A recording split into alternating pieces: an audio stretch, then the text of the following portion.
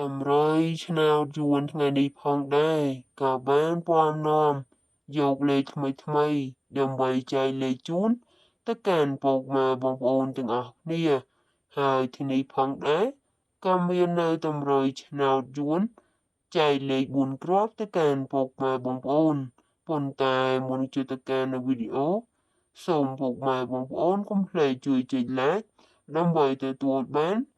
នៅតម្រុយឆ្នោតយួនច្បាស់អូចាយលេខឆ្នោត21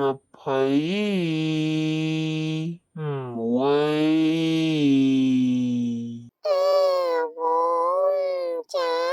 យលេខឆ្នោត98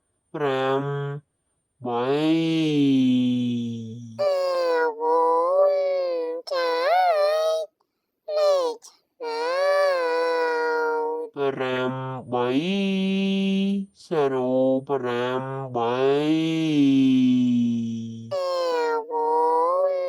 ចា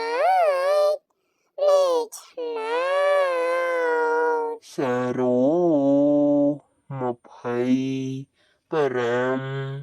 025